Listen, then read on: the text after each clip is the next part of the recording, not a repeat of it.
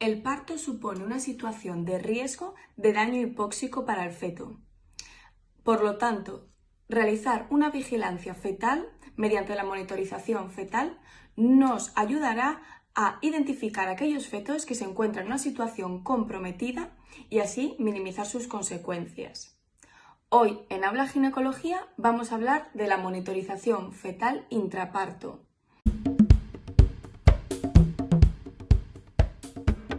Vamos a dar pinceladas clave, ya que es un tema muy extenso, para poder identificar y saber valorar un registro cardiotocográfico.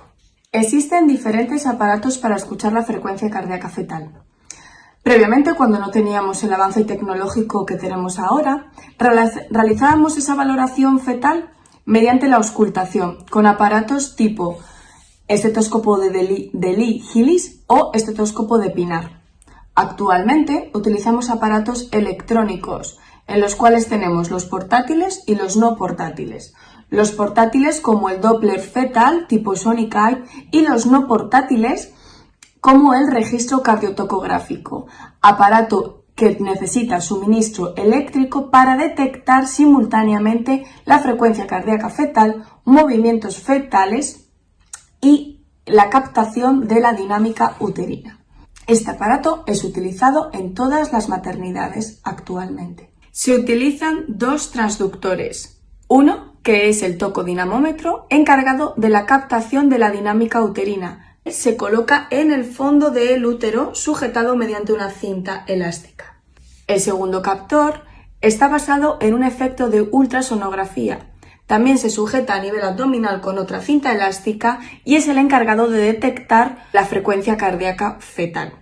Estos dispositivos son de manera externa. Después tenemos otros dispositivos que captan específicamente o con mayor precisión ambos parámetros, tanto la dinámica uterina como la frecuencia cardíaca, que se utilizan de manera interna. Posteriormente hablaremos de ello. Durante el proceso del parto, la actividad cardíaca fetal se puede detectar mediante dos tipos de monitorización, la continua y la intermitente. La utilización de una u otra va a depender de si estamos ante un parto de bajo riesgo o de alto riesgo en el cual se va a requerir mayor intervención. Comenzamos con la auscultación o monitorización intermitente. Se emplea en partos de bajo riesgo, con cualquier dispositivo que hemos mencionado anteriormente, y siempre que la atención gestante-matrona sea 1-1, es decir, una matrona por cada gestante. Si utilizamos el término auscultación intermitente, utilizaremos o realizaremos una auscultación mediante un estetoscopio de Pinar o utilizaremos un aparato electrónico portátil mediante efecto Doppler. Mientras que el término auscultación intermitente con monitorización fetal, estamos refiriéndonos a la auscultación de esa frecuencia cardíaca con un registro cardiotocográfico, es decir, el aparato electrónico que hablamos anteriormente. Es muy importante diferenciar el latido cardíaco fetal de la frecuencia cardíaca materna, ¿vale? Por lo tanto, a veces es necesario tomar el pulso materno en las auscultaciones intermitentes. Otra de las cosas que tenemos que mencionar es cuándo vamos a realizar esa auscultación intermitente.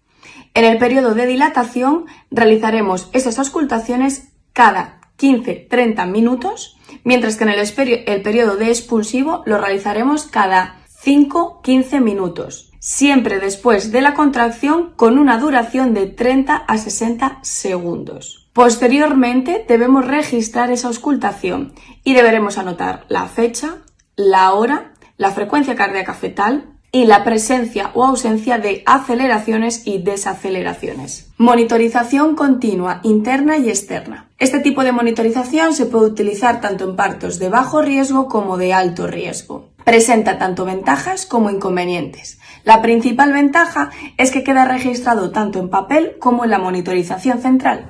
Esto que permite facilitar la interpretación a los profesionales de los patrones de frecuencia cardíaca fetal. Además, sirve como prueba legal tras el parto.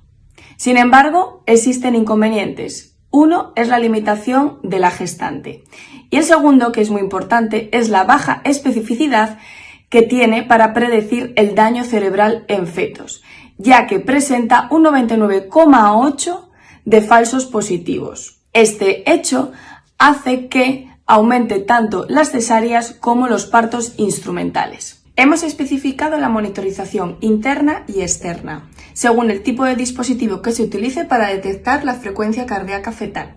La externa, como hemos comentado anteriormente, es la que se utiliza un transductor ultrasónico colocado en el abdomen materno, mientras que la interna, para ello utilizamos un electrodo interno que se coloca en la calota fetal. Para ello es necesario que las membranas ovulares estén rotas y haya una suficiente dilatación para poder introducir el electrodo interno. Este tipo de electrodo se utiliza generalmente cuando hay una mala calidad en el registro de los patrones de frecuencia cardíaca fetal, en los casos sobre todo de obesidad materna importante y en los cuales la mujer presenta una movilidad importante en el cual no hay un buen registro.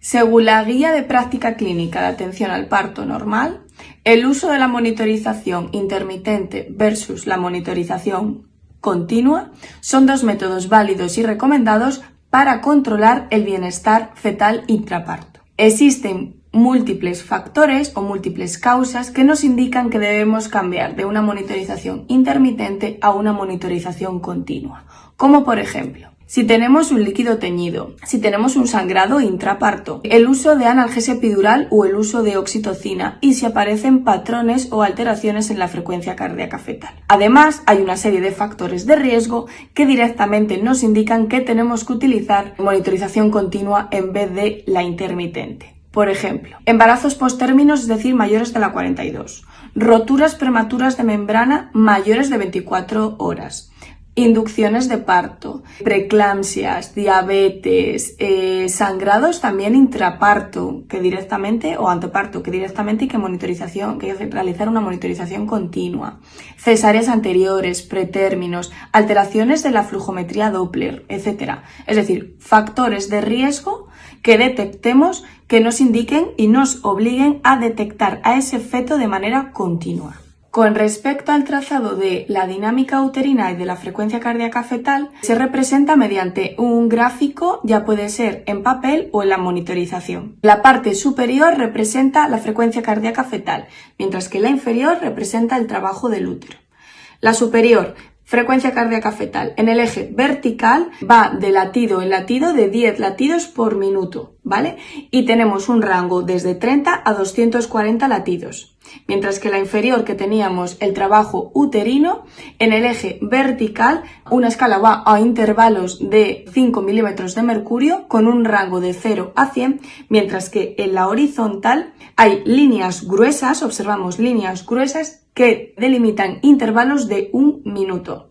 La velocidad del papel va 1 centímetro por minuto. Consideraciones importantes a tener en cuenta a la hora de realizar un registro cardiotocográfico. Todo registro cardiotocográfico debe estar establecido correctamente fecha y hora. Además, debe estar identificado con el nombre de la mujer y el número de historia clínica. Cualquier acontecimiento que aparezca anteparto o intraparto que pueda afectar a la frecuencia cardíaca fetal debe estar anotado tanto en el registro como en la historia clínica, con fecha, hora, firma e intervención que se ha realizado. Por ejemplo, exploración vaginal, una amnioresis artificial, un aumento de oxitocina, un cambio postural, etc. Además, cualquier miembro del personal que se le pida una opinión sobre el registro debe anotar sus propias conclusiones tanto en la historia clínica como en el propio registro, además de la fecha, hora y firma.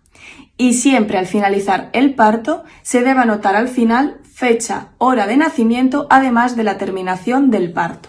A la hora de interpretar un registro cardiotocográfico hay que tener en cuenta todo el registro en su conjunto, no solo los episodios aislados. El dato más relevante, como ya podéis comprobar, es la frecuencia cardíaca fetal.